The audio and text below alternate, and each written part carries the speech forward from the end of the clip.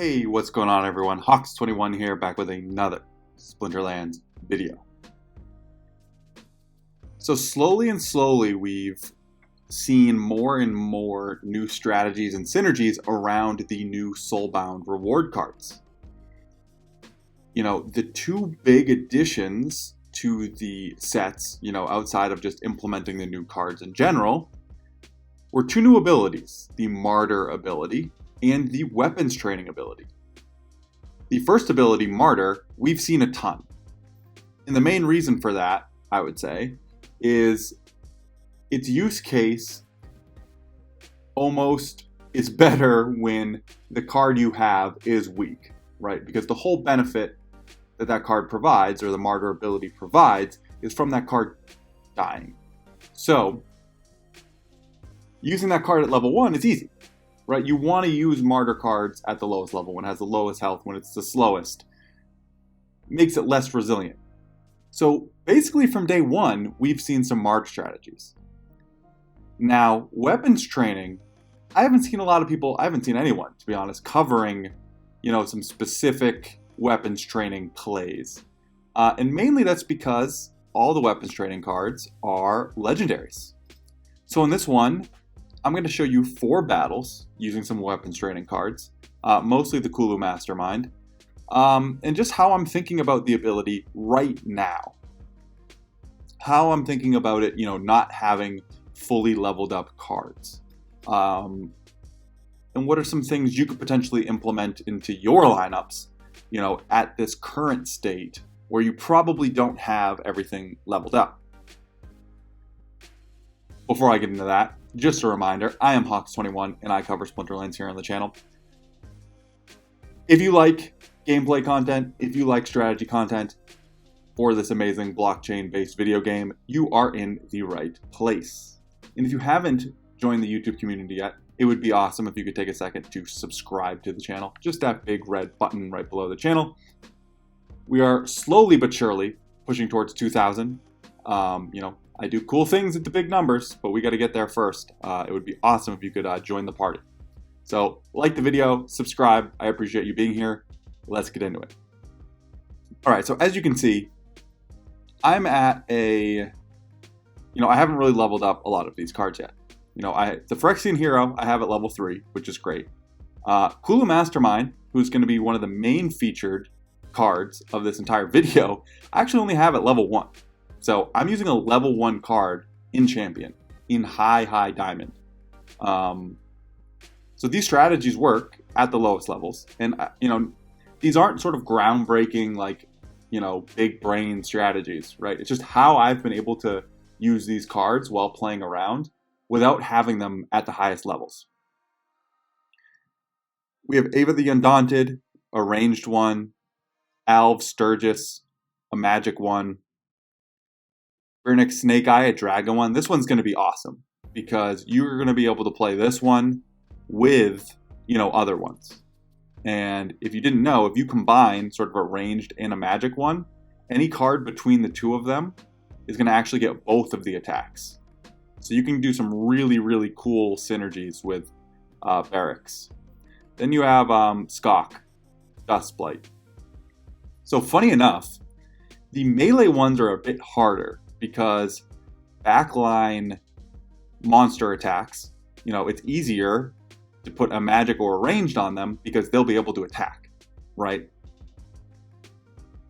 Melee, if you have a card with no attack in the 5th position, and then you put a weapons training melee monster next to it, it'll get that 2 melee attack, but it won't even be able to use it until it moves up into the 1st position.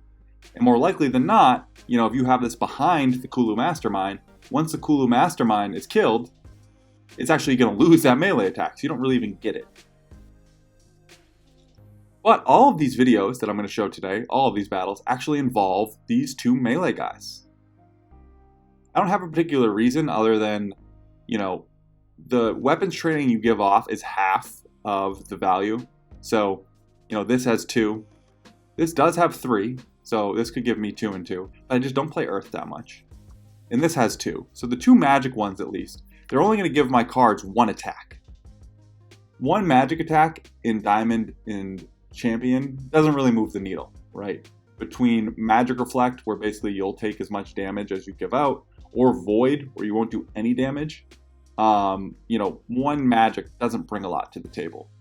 Once I get these to where they have 3 magic attacks, and I can give out 2 magic damage to my no attack monsters, that changes it a little bit. Because then if you go up against a Void, you're at least doing 1 damage. And you're going to be doing more damage than you would take back in Magic Reflect. But for now, the 2 featured monsters are going to be the Phyrexian Hero and Cthulhu Mastermind. Let's get into some of these battles. So you're going to notice a common thread here between a lot of these. And that has to do with the Bakjira. So that's the monster that I'm mainly going to be giving the weapons training ability to. And the summoner I'm going to be using in all 3 of the Cthulhu Mastermind battles, is going to be Possibilis. So this connection with Possibilis and Bakjira,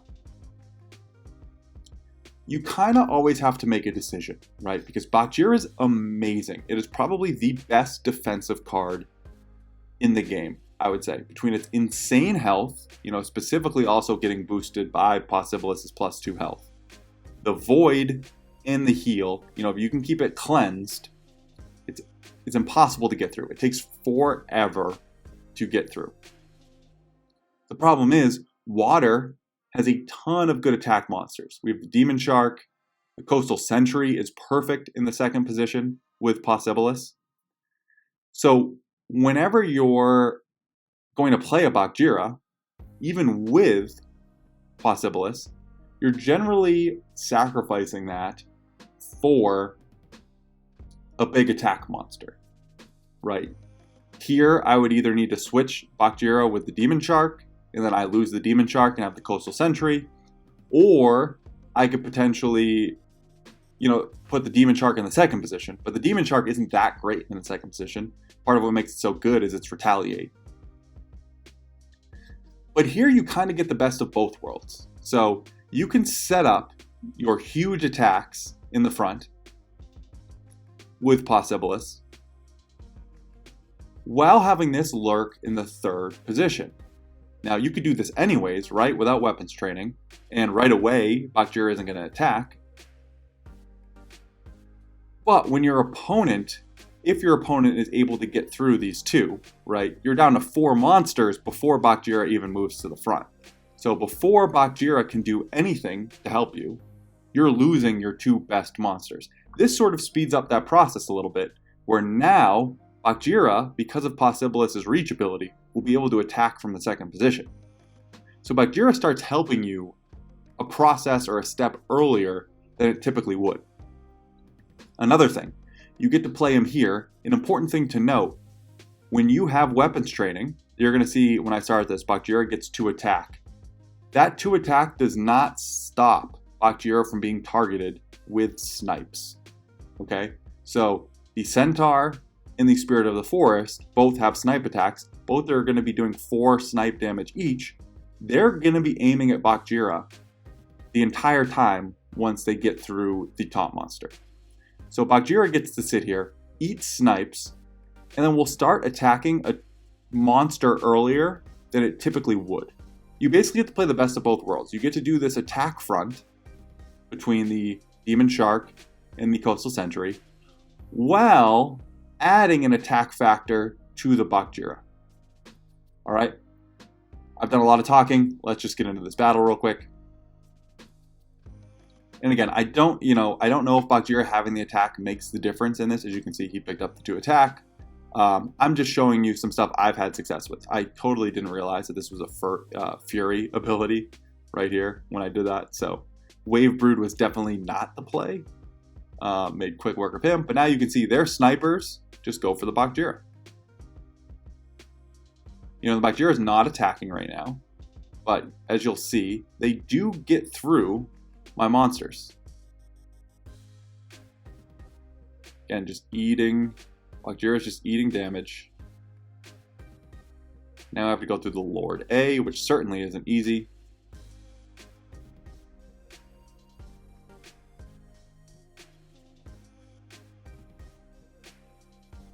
Bakjira will just continue eating these snipes.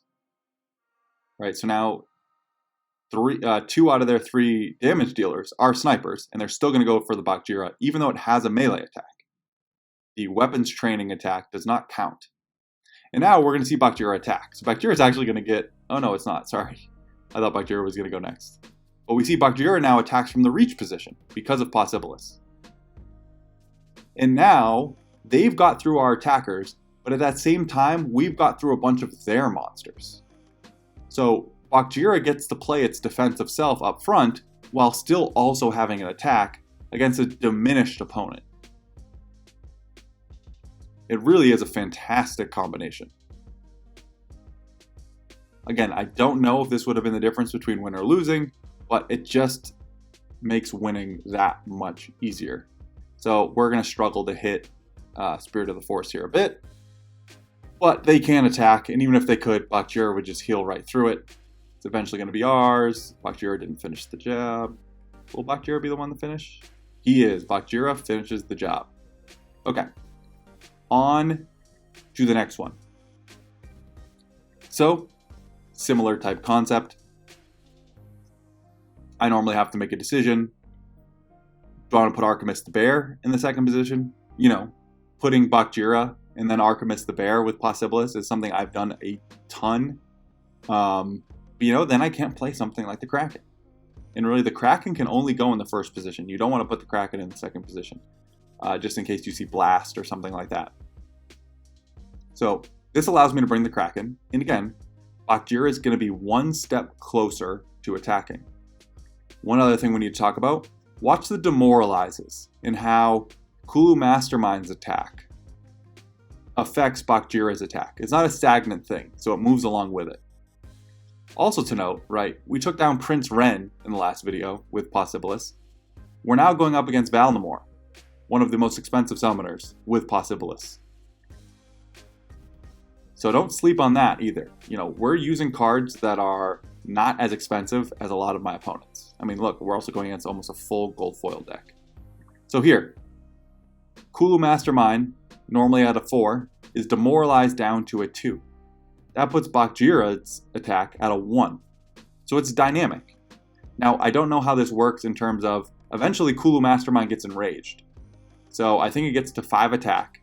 If it's enraged, it's going to have 8. When it gets enraged, does that mean Bakjira's attack goes up to 4? I'm not sure. What happens when the Bakjira is enraged? You know, they have the enraged rule sets. If Bakjira is enraged, could you get a double enrage? Like if this is enraged and then Bakjira gets enraged, could you get, you know, a double boosted attack? I don't know how that's going to work. We still have a little bit to figure out with this. I just want to show you some of the mechanics that I have noticed early on, just in case you want to start implementing some of these cards into your lineups. So again, strategy, I'm allowed to bring the Kraken now. And I don't have to necessarily sacrifice the Bakjira. I can have a little bit of the best of the both worlds. Oh, got a little bit of a glitch going on here. That's always fun. You know, I was expecting... You know, there's no range, so you got to worry about big magic attacks, even with the magic reflect. And that's what the Kraken's sort of weak to. We had this sort of retaliate exchange here that worked out generally in my favor. We do get the kill there, but there is a resurrect.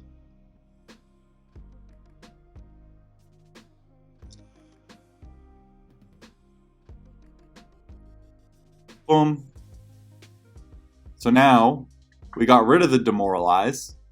Kulu Mastermind's attack went up to a 3. Bakjira's is back up to a 2. So it's a dynamic thing. It isn't stagnant. How that plays out will be interesting.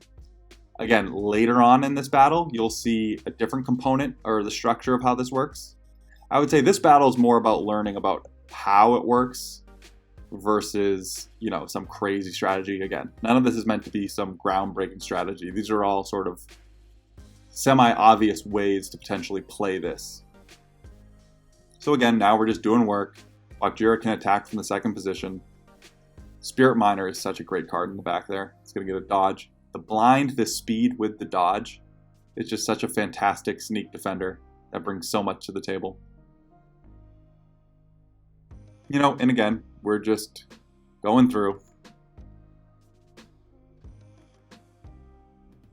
Bakjira is just kind of adding to the attack in the second position. We'll probably, it's going to slide into the front at some point, just doing some damage. So here's the thing to notice. So now, in this turn at some point, Deep Lurker is going to die. My opponent's Deep Lurker is going to die. That's going to remove the Demoralize. This is going to go up to a 4, right? Which means this should stay a 2. But the Demoralize also gets removed from here, and this Bakjira's attack is going to become a 3. So to me, there's some inconsistencies here. For the first part, right, where a Demoralize was lost, it seemed like it was structured based off here, but maybe not, right? Maybe when that Demoralize is removed, it's not based on this going to 3. It was actually just Bakjira's attack going up to 2. But what doesn't make any sense is Bakjira would never actually get to a 3 attack here, right? Its max attack should be 2, unless you're bringing some sort of Inspire. But because my opponent brought Demoralizes, Bakjira's attack seems to get boosted above what it normally would be. So to me, that seems like a bug. I don't think they would want it. So here we go. So you're going to see Bakjira's attack goes to a 3, which doesn't make any sense because its max attack should be a 2. Again, that doesn't seem like something they would do on purpose, but again, we get the job done. Possibilis, Bakjira, Kulu Mastermind. And again, I'm doing all of this with a level 1 Kulu Mastermind. That's it, level 1. And we're talking, I don't know exactly when in the season all of these battles were played, but we're talking either Champ 3 or High Diamond 1 on the cusp of Champ 3. So these are some very, very competitive players. So, we went up against a Prince Ren, we went up against a Valnamor, and now we got here. Another very, very, very expensive summoner, Alric. Again, all with Possibilis. I think it's still the cheapest Chaos Legion legendary summoner.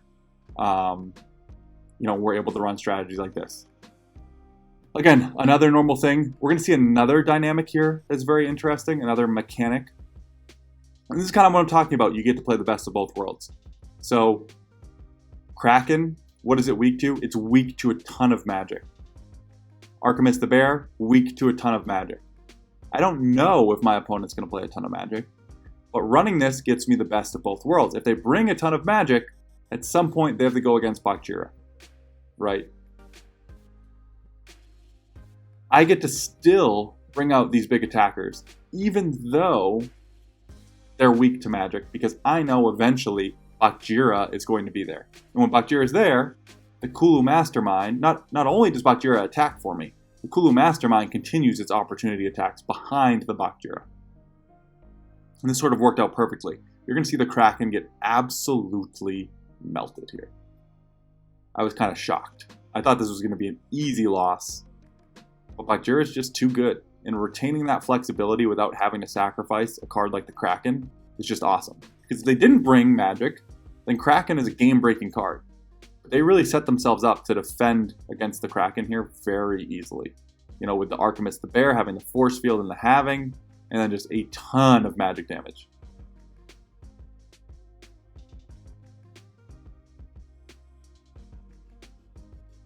There's going to be a mechanic I want to show you shortly. It's going to be on this round.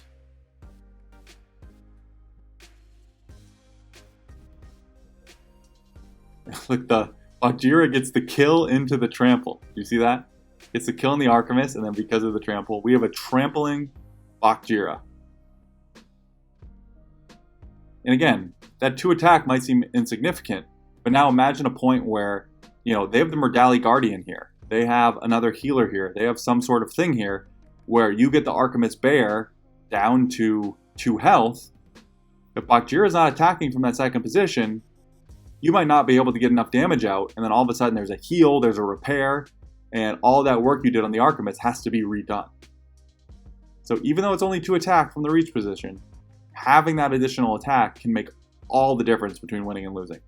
So Watch when the Wavesmith here with the Dispel attacks Bakjira. I don't know when exactly it's going to be. I think it might be here. Nope, it's going to be here. So the next attack, Wavesmith has Dispel. So the attack hits the Dispel, Bakjira loses its attack. So weapons training can be dispelled away. That's probably written somewhere, but seeing that live, like seeing it happen, right? We're learning the mechanics here. Just because it has a melee attack, weapons training, it still can be hit by snipe, right? The base card is what determines if it's going to be hit by snipe. So it can be hit by snipe, and weapons training can be dispelled away. And there's no way for me to get that attack back, right? Maybe if the Kulu Mastermind were to get resurrected or something, but there's nothing I can really do. So now Bakjira is normal Bakjira. It's sitting in the second position, not helping me much. Well, it is helping me a lot actually because it's eating the snipe attacks. But typically, my Bakjira would just be now sitting in the second position, waiting for its turn to go.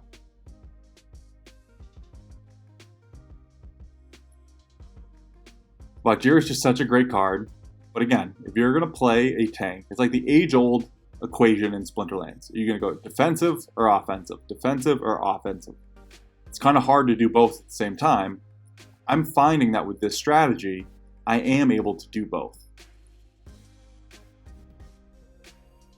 And we get the job done here.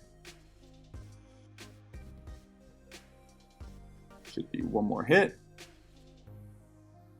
Kulu finishes it off. Okay, so last battle, and just to show sort of a different card or a different feature, here is Yasek with the Phyrexian Hero, and another new card, the Clockwork Aid. I don't have this leveled up. It's only a level 3. The only ability it has by itself is Swiftness at this point. It gets more as you level it up, but for now it just has Swiftness. So let's talk about what I was thinking here. It's Blast, right? I want to be as fast as possible, and you can see that through the cards that I decided to play. So I brought Yasek, +2 speed. I brought Spirit Miner. I brought Countess Sanash.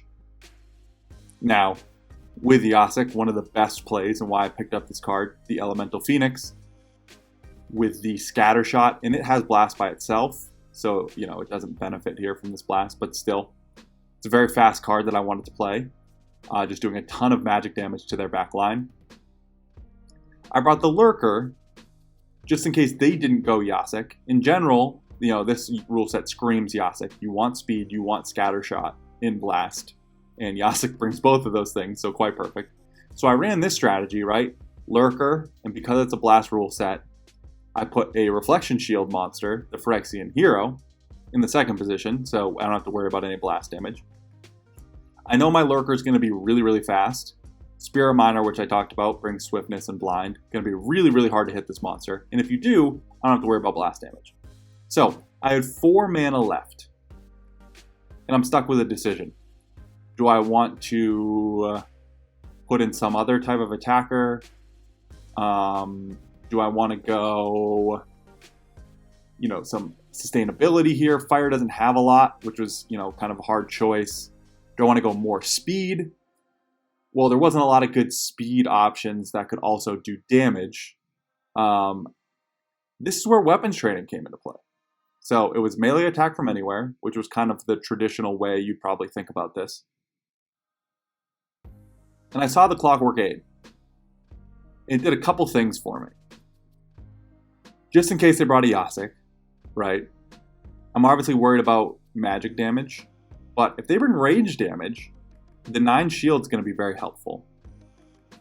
But the main reason why I'm here is because of the additional swiftness.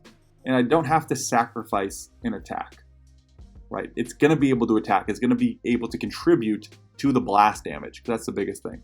Now, ultimately, how much does it actually help? Because they went shield bearer with a reflection shield? Not that much. Again, I'm not talking about some grand game-breaking strategy here. I'm just talking about increasing your flexibility. A lot of things needed to be true about this rule set. I needed to be focused on speed because of the blast. melee from anywhere. But it allowed me to play a card that I normally wouldn't play in this situation, despite it having the sort of thing I was focused on, which is the swiftness. So let's just watch. Again, nothing crazy, nothing groundbreaking. This isn't supposed to be like, oh my goodness, big brain strategies. It's just ways I've been able to maximize or use weapons training to this point. It's all about increasing flexibility. The first couple battles, increasing flexibility with the Bakjira, not having to sacrifice attack for Bakjira's amazing defense. And then here, I get to play a card that would not be a good play here normally, the Clockwork Aid. And it just gets some added utility. Does the added utility end up mattering? Not really. But it could have. If they didn't run this strategy, that could 100% ended up mattering. So let's just watch this go, watch this play out. And it's going to be speed. They have a good comeback here. I think they get a bit lucky. Hitting like that should not have hit the Coral Urker there. I think it was like an 85% miss chance. But I'm just so fast that all of my damage gets to go. I mean, I wish they didn't attack there. Even here, look at their back line. It's all very low health, but I couldn't finish any of them off. But we get some misses because we're so fast. The Clockwork Aid does go down now with that blast damage. But we've set the groundwork. That was a big miss for sure. We've set the groundwork now where their back line is basically toast. So a couple well-placed shots there. Boom, boom. The piercing certainly helps with the void armor. We take away one of their biggest damage dealers. That was in a pretty decent spot. We're not out of the woods yet by any means, but that was a big miss, big miss. All about this speed here.